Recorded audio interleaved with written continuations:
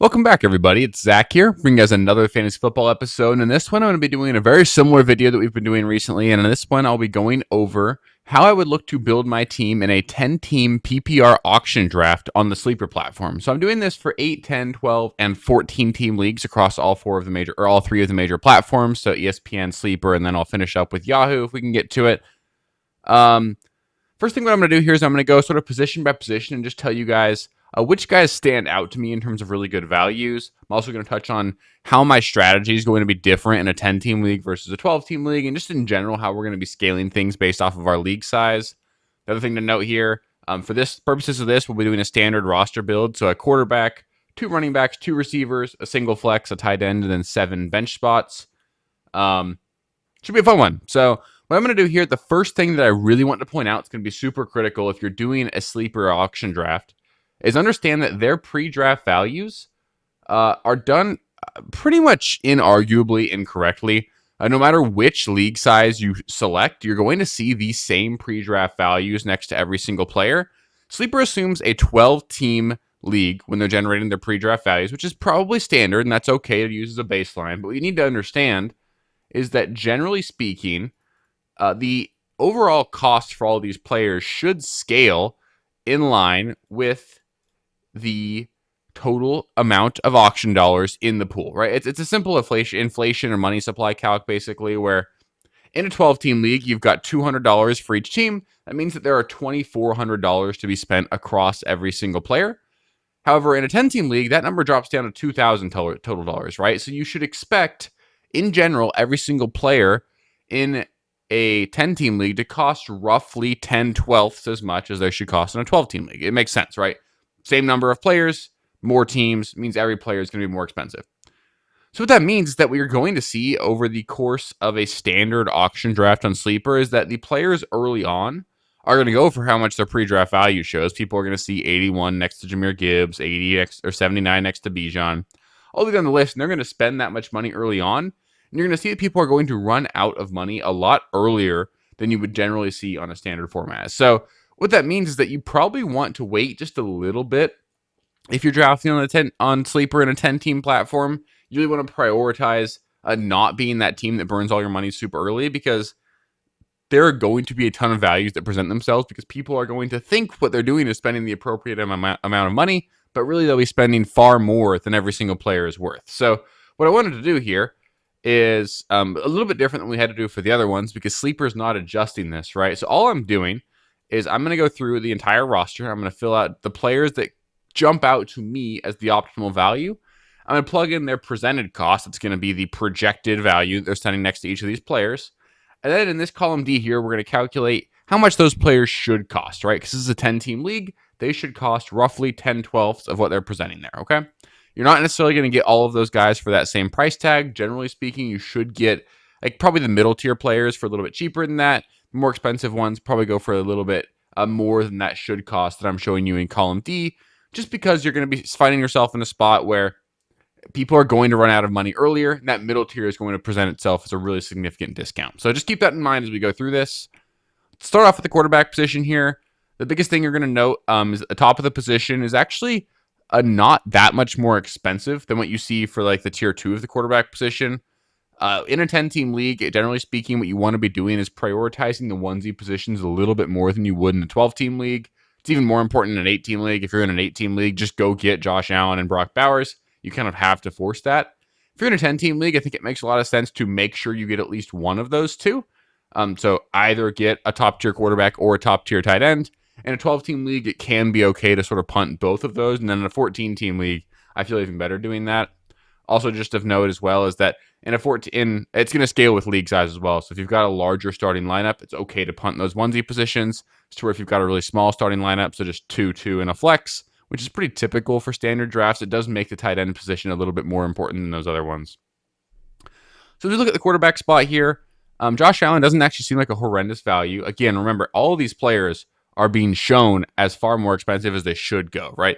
In reality, like ESPN, most other major platforms actually do a much better job of this. The pre-draft values are going to be catered directly to your league format and league settings. Sleeper doesn't do that. So you could be in a 20-team league or a 2-team league, and you're going to see the exact same projected value next to all of these players. That means that the larger leagues that you're in, the cheaper you should be, or the more you should be willing to overpay for players. And then on the flip side, the smaller your league, the more you should be trying to target values rather than actually paying that pre-draft value. What that means for me here is that I don't want to get caught up spending a full $32 on Josh Allen. It's just too much for me. So I'm still going to probably punt the quarterback position in this situation, but I want to get a little bit better there. Trevor Lawrence stands out as a really great value for me. We'll probably take a look at him. He's a guy that I think can be a top 5 quarterback this season. Really cheap. We're not going to plug him in just yet, but just keep in mind he's probably the guy that we're looking at because we don't want to overpay there at quarterback. Going to running back, again, I talked about how there's a huge tier break between Jahmyr Gibbs and Bijan Robinson. I think we all know that. The other thing, too, is that these guys are going super early, and people are going to spend all of their money on them, and they're going to find themselves really poor later, and that tier 2 of the position should go for a little bit cheaper. So we talked about really liking Chase Brown, Kenneth Walker when we did the 12-team format. That sort of still applies here. It's just that we should get them for even cheaper. So let's just keep that in mind. We don't have to force that. But just understand that, if we can avoid it, we probably don't want to be forcing the top tier of the position in, because that's going to be where the overpays happen. It's before people realize that they have been basically overpaying for every single player by spending that full pre-draft value. Taking a look at wide receiver, same story, right? You're going to see a significant drop-off in price as you get past basically Justin Jefferson. You see a pretty big drop-off going to A.J. Brown, Drake London. Really big drop-off once you get past A.J. Brown, right? George Pickens, Nico Collins for 32 each. Those feel like pretty good deals, and I think you'll actually be able to capture value in doing that. So let's keep that in mind. Those guys stand out. I also love Ladd. Waddle is a guy that I like quite a bit. Garrett Wilson going for $22 in a full PPR is a great format as well. I'm good with that, so we can keep that in mind. And the one thing that I'll say is that we still mentioned that in a 10-team league, we want to prioritize one of the 2 onesie positions. I think this is going to be the exception. We're going to put Brock Bowers on the roster. He's just a guy that I think can absolutely go out there and lap the position. We're just going to put 32. And this one, I'm actually going to override. So I understand that I do expect to see a general savings across most of these players. But the problem there is that when you're looking at a guy that's going to go super early in the draft, people aren't going to have overspent just yet. So Brock Bowers is probably a guy that I would still expect to pay in full for. So we're going to do that there. As you take a look at the rest of the roster, you're always going to spend $1 on your kicker and defense. It just doesn't make sense to do anything else. They're not difference makers at the position. You can't guarantee week over week you're going to keep the same one. Don't overpay for a kicker or a defense just to think you're improving your roster. And then in a 10-team league, depth doesn't really matter very much. It matters, of course, but in a 10-team league, especially in this format with only 2 starting receivers, 1 flex, 2 starting running backs, you can kind of do okay to just sort of punt your bench because there's going to be enough value on the waiver wire over the course of the season. My general recommendation, don't put yourself in a spot where every single bench player is $1, but put yourself in a spot where you're pretty close to that. So with a 17 bench, I just like to say do $2 for each of the first 3 guys, $1 for each of the last 4. That puts you at $10 for your entire bench. So now we've got Bowers. We're going to go dumpster diving at the very end. We're going to find players we can get for this cheap that we like quite a bit of. But now let's take a look. Let's go back here. We talked about how at quarterback, we do think that Trevor Lawrence is a good value. We're going to plug him in here. Trevor Lawrence should be $3. And you're going to see, this is rounding, of course. We'll leave it at 3. You're not going to see that value. But generally speaking, at 10/12 of that, you should be getting him for, $2.6, and then it'll balance out there.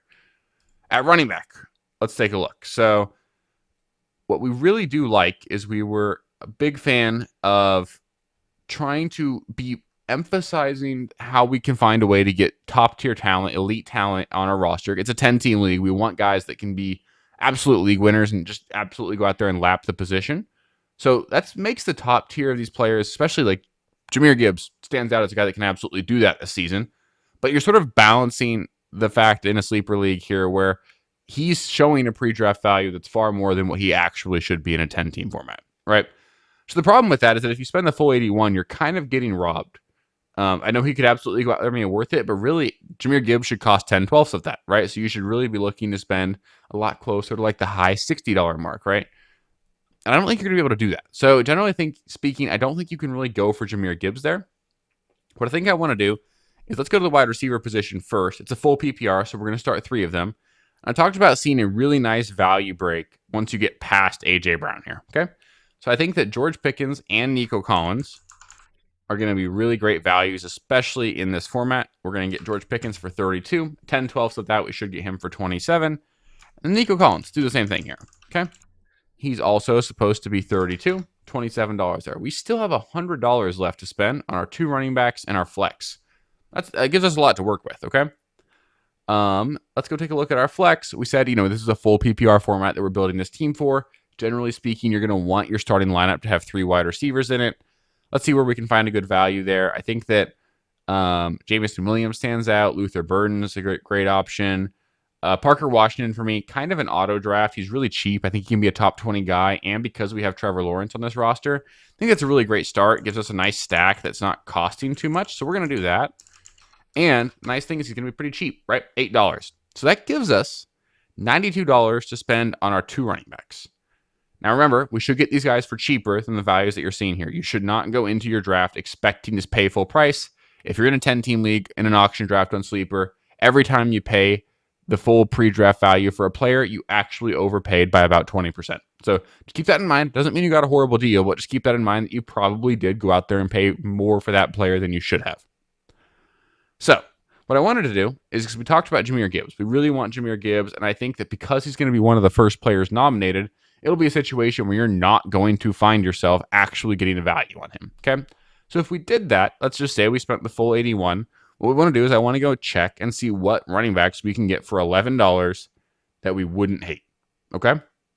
If you do that, you're looking at Jadarian Price and Jalen Warren, okay? So now the decision that you've got to make is you've got 2 paths. One path being go Jahmyr Gibbs and Jadarian Price as your running back 1 and 2.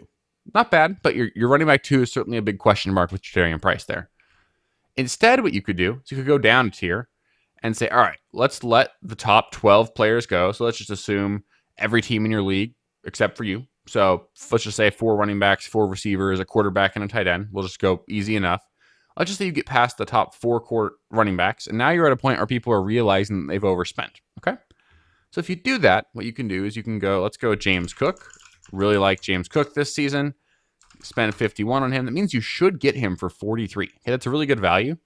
And then Kenneth Walker. I've talked a lot about him this offseason.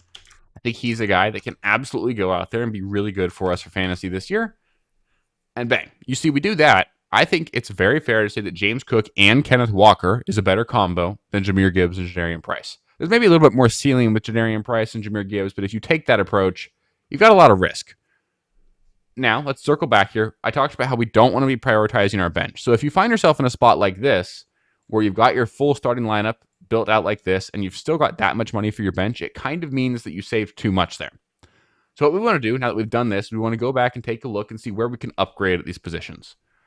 So let's just take a look at quarterback. If we wanted to upgrade, we could go all the way up to Lamar Jackson. No, we can't spend a full 30 on Lamar Jackson. For $19 more, though, we could go up to Drake May. I think there's a case to be made there. If we'd gotten A.J. Brown or something, I think you could have made the argument for that. But personally, I just don't think we're going to get a huge upgrade there. I don't think that's going to move the needle for us. Let's go take a look at running back. At running back, we could go $19 more expensive. Again, remember, you're overpaying for these players. But let's just say we take a look at James Cook. For $70, there's nothing we could get there. We could upgrade to Christian McCaffrey. That's an option. That's entertaining. We could certainly consider that. Or we could upgrade Kenneth Walker to Jonathan Taylor. I actually prefer Kenneth Walker to Jonathan Taylor. I don't think I'm going to do that. And honestly, I don't think I necessarily prefer Christian McCaffrey to James Cook. So I feel really good about those guys. I don't know if we're going to make a move there. Now let's go take a look at receiver. At receiver, for $19 more, we could go from George Pickens to CeeDee Lamb. I think it's fair to say that's a very significant upgrade, right? So instead of George Pickens, we can do CeeDee. And CeeDee Lamb should cost us $52. And now things shake out a lot better. We've now spent pretty much all of it. We got $2 extra. That's not a huge deal. I think you can basically feel really good about that. And now let's just go take a look. Let's go through the flex spot. Again, we've got 2 running backs in our starting lineup. So the guys that we're going to spend $2 on, those should probably be running backs because we're a little bit thinner at that position. So when we take a look at the flex players here, Let's see what running backs we can find. Kenny Gainwell for $2. I can't draft enough of him. He's going to be 2. We can get Ja'Cory Krosky-Merritt. I think I forgot a hyphen there, but that's totally fine. Jonathan Brooks, another great option. Now you can see we spent next to nothing on our backup running backs, but all 3 of these guys are guys that we can use. And then, of course, we're not planning to do that, right? So we still feel really good about that. And then our bench, we've got 3 guys we like, but we want to grab some more. I'm actually a big fan of Jordan Mason as well. And for $2, got a couple extra bucks to play with, so we might as well do it. So we're going to do that. That feels really good. Matthew Golden and Casey Concepcion are guys that are just way underpriced right now. You can get Golden for $1. Casey Concepcion, also $1. Well worth it. And now that shows, I'll lean out of the way here. I'm blocking that. We got $1 extra if we wanted to go up to a $2 player. I think we want one more receiver. So who's the best $2 receiver we can get? I think it's Josh Downs. Feel really good about that. So now what you've seen we've done here is we've gone through and sort of taken advantage of the fact that on Sleeper, those pre-draft values aren't going to scale. And we're allowed to sort of bake in sort of expected savings throughout the course of our draft, especially for the players later. So if you're going to plan to draft a top-tier player, I think that's totally okay. If you're going to draft the number 1 player at a position, you can plan to do that, but just understand that you're going to have to pay that pre-draft value just because it's so psychological. You see that dollar value there. That's the sort of the target when you're drafting, right? You think, ooh, I got a great deal on Jahmyr Gibbs because I got him for 75. In reality, because this is a 10-team league, he should have gone for like 68. But just because you see that number there, it's really hard to not get caught up in that. So just make sure you're keeping that in mind. That's going to be my biggest piece of advice if you're drafting on Sleeper in an auction draft, is that if it's not a 12-team league, the pre-draft values they're showing you are just completely garbage. So they're garbage in a lot of leagues anyway, but they're not even catered to your league if you're drafting on Sleeper. So keep that in mind. Really make sure that you're prioritizing. If you're going to spend up on a top tier player, make sure it's one that you're actually comfortable, as long as you're acknowledging the fact that you did spend about 20% more than you should have. Keep that in mind. And then in a 10-team league in general, try to get one of the 2 onesie positions where you've got a positional advantage. It doesn't have to be Bowers or Josh Allen, but it should be at least like a Colston Loveland, Tyler Warren level player. It should be a Joe Burrow, Lamar Jackson level player. You don't have to get the number 1 at the position. And then just look for the values, right? Especially in a smaller league format here, there are going to be teams that spend up to that pre-draft value earlier on, and they're going to run out of money way earlier than they expect to. It's going to give you a lot more money to play with later on, and just sort of pick and choose the guys you want. So this is sort of the team I would aim to build in a 10-team league. Your team could look super different, but the sort of build that I would target is going to end up with Trevor Lawrence at quarterback. At running back, we're going to go with James Cook and Kenneth Walker as our 1 and 2. Then a lot of good guys on the bench. We got Gainwell, Ja'Cory Krosky-Merritt, Jonathan Brooks, and Jordan Mason. That's 4 guys on the bench that we could use if we needed to. At receiver, we're going to start CeeDee Lamb, Nico Collins, and Parker Washington. Parker Washington, nice fun little stack there with Trevor Lawrence. And then on our bench, we'll still have Matthew Golden, Casey Concepcion, and Josh Downs. They're all super cheap. That's $4 to all 3 of those players combined. And then you're going to get Brock Bowers at tight end. That's going to help take you over the top as long as you hit in other positions as well. So I like this team quite a bit. I think this is probably the hardest draft format to prepare for, is that if you're doing a PPR or doing an auction draft on Sleeper that isn't in a 12-team league, it's tough to sort of identify how much you should expect to pay for these players because the pre-draft values are just incredibly garbage. They honestly need to fix that. If anybody watching this, I don't think enough people watch this that have power at all, but if anybody does and they work at Sleeper and know someone who does, let them know they need to change that, because it is absolutely preventing people from preparing properly for their drafts. But as long as they're doing that, you should take advantage of it. So make sure that you're aware of that going into your draft.